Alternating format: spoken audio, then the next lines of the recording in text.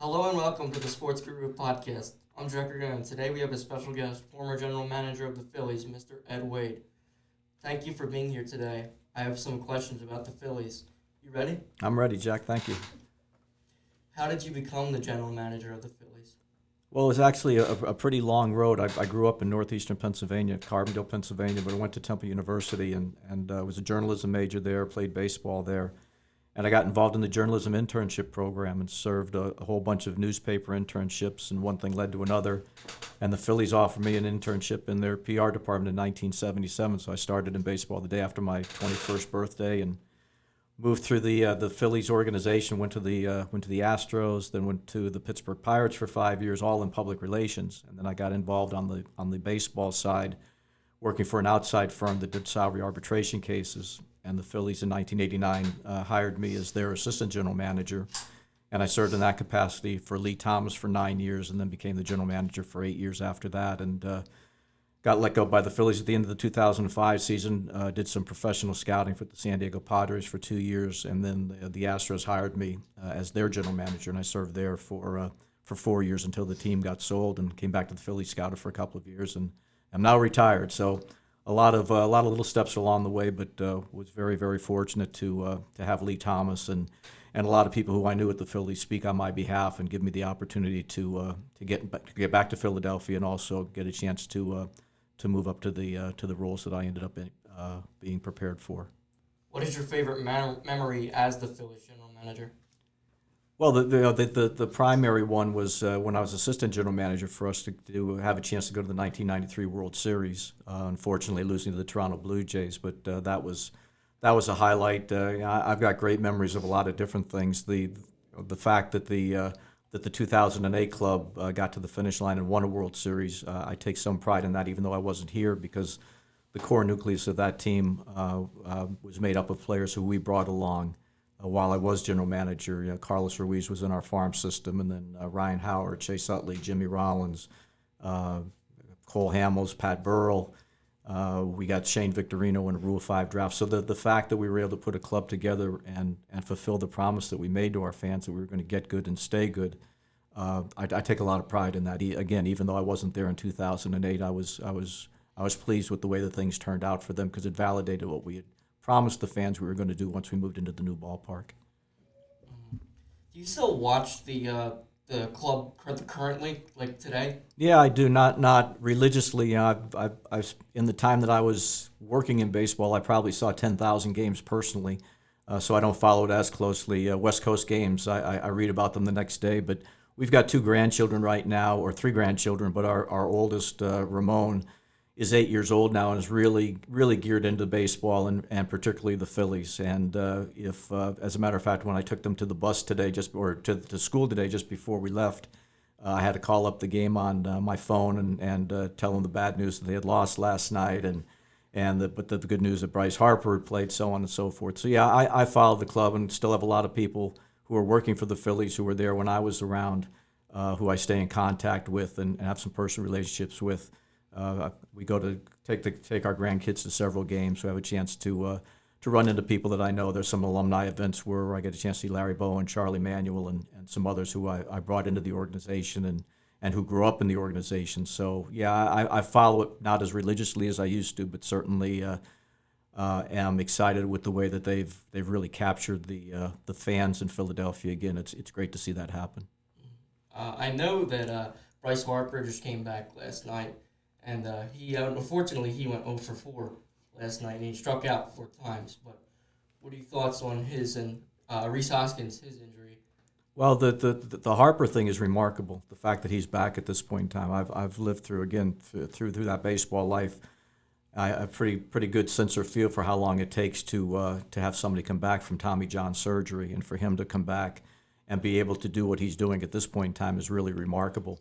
From the standpoint, one thing to point out, last year was the first year that you had a full-time DH in the National League. So if you roll back the clock, if there was not a DH, then Bryce Harper probably wouldn't have been able to play at all last year. And now coming back as in the DH role this year, at least in the beginning, is fortunate for the Phillies. But again, his comeback, even to get to this point, hopefully it sustains itself and he he continues to get comfortable. He's going to get comfortable at the plate. He's such a natural hitter. It's not going to make any difference. He faced a great pitcher last night, and those types of things are going to happen when you have a great left-hander out there facing a great left-hand hitter. But it's exciting. It certainly gives them a big element.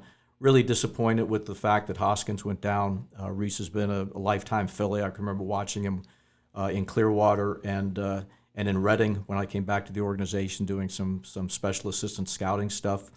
And to see him rise to the big leagues and have the type of career that he has was really important to see, because it validates what the player development people are doing every year down there in the minor leagues. They don't get a lot of credit, but when you get the guys like Hoskins and others coming through the system, it validates what they're doing.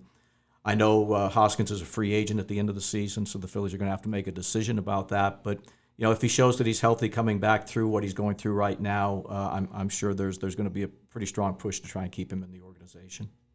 Yeah, I think what they said was the plan is if they make the playoffs, he could possibly come back for a playoff run in October. That would be that'd be awesome. Again, it would certainly help the club, and it would probably help the chances of them retaining him after this season, because you see a guy like that come through. It's so rare these days that players spend their entire career with one club, but when you see a guy that really and truly came through and did what he did and be part of last year's World Series club, you'd like to see those types of things. You'd like to see him be able to finish that career off in the Phillies pinstripes.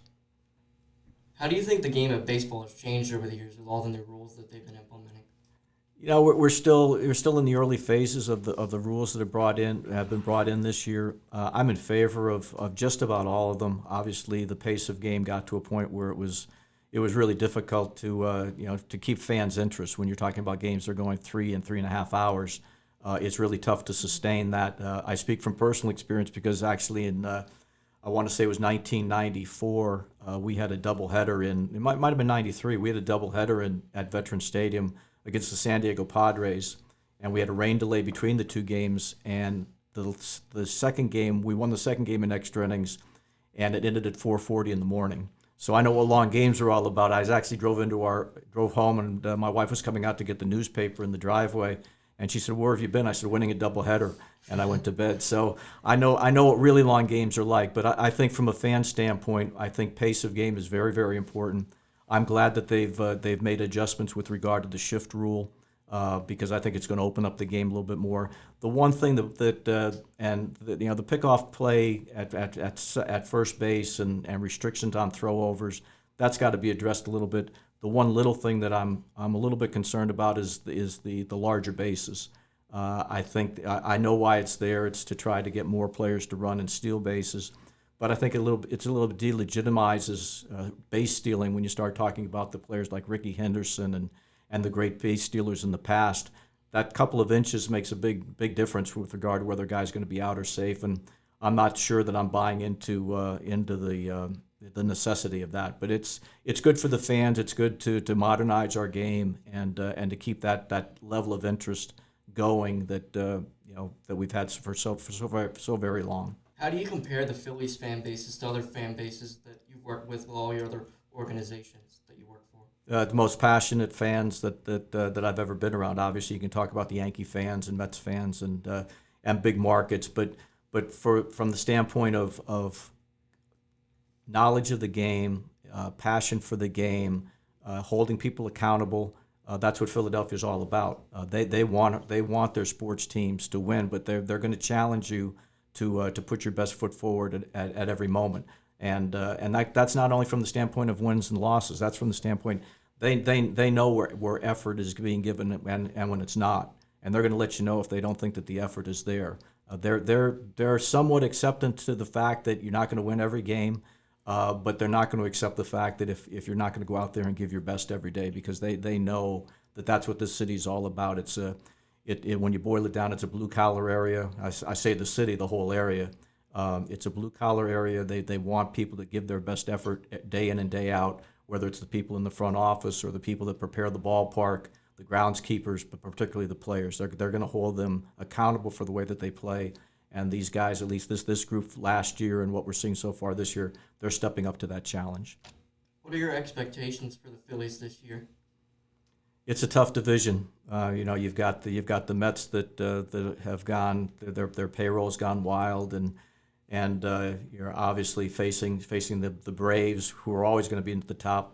The Marlins are a much improved club this year, at least in the early stages, with what they're trying to accomplish. Washington and a rebuild, but it's a very, very tough division. You've got two wild cards, so there's always those opportunities to present themselves, and you try to take advantage of those, as the Phillies did last year. But I think their chances are very, very strong. Again, when you get a player back like Bryce Harper, not only does it improve your team, but it also improves the atmosphere. The atmosphere in the clubhouse. The what if part of it isn't there anymore. What if Bryce has a setback? What if he's not going to come back? Now they know exactly. He's in uniform. He's there every day.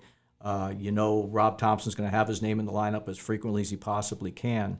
Those types of things along the way really play a huge role. And realistically, whether it's the Phillies or any other club you're talking about, it always comes down to health. It's how many guys are you going to lose over the course of a season? Do you have enough players in your system that if somebody does go down and has to be put on the injured list, is there somebody there that can step up and take their place and fill the gaps? And as we saw last year, Philadelphia was able to do that. They had some pretty significant injuries, but some guys stepped up and really took advantage of the opportunity just to play. And so it always comes down to health, whether it's you're talking about Philadelphia or any other club. You can't play over a lot of major injuries, but if you got some depth in your system, and they seem to have more depth at the upper levels than they've had in a while, you can sort of fill those gaps going forward. So I think their chances are very strong. It's the early part of the season, and you got to let it play out. But it's certainly the indications that we've had over the last couple of weeks, the way that they've begun to put things together, the way that the bullpen has performed. There's some pretty bright spots that are showing up, and hopefully they can sustain it.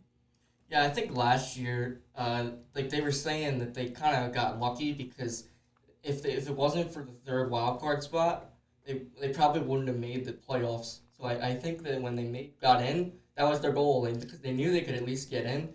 But when they got in, I think they just got hot at the right time, and then we saw what happened after that. So well, the pressures, the fact that you once you do get in, some people say, well, they got in, they can relax a little bit. No, now the pressure gets built up even more, and you've got to have the right kind of personalities on the field to be able to handle that type of pressure that gets created in the postseason.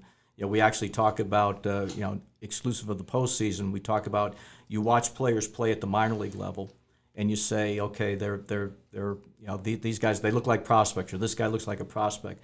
But you always ask the question, it's going to sound funny, what's going to happen when you put the third deck on the ballpark? And what that means is what's going to happen when you have 35 or 40,000 fans in the stands instead of 2,500 or 3,000 fans in the stand? Is this player, from a makeup standpoint, forget about the ability, but does he have the makeup to handle that? Now you more forward to the postseason, and you talk about, can these guys do what they're capable of doing with the national, worldwide audience staring at everything that they do? They answered that question last year playing the Astros. Even though it didn't finish the right way, the way that they wanted to, they stepped up in a big way, in a dramatic fashion, and showed what their makeup was. That must have been interesting for you, because I know you also GM'd in Houston too. So there's got to be got to have some love for both of those organizations. Well, I in all candor, I bleed Phillies red in that respect. That there were still some players on that club that played against the Phillies last year, particularly Jose Altuve was one of our guys. But there were some guys in there that I had associations with. But when push comes to shove, it was about the allegiances that I've developed with spending not only a great portion of my life here, but also 41 years and 3 different stints in the organization. And there are people again that have been in that organization for a long time, who I've known for a long time. And so my rooting interest really was with Philadelphia, even though I did have an association with the Astros as well. Thank you for being here. I appreciate your time. This will be all for this edition of the Sports Guru Podcast. See you next time.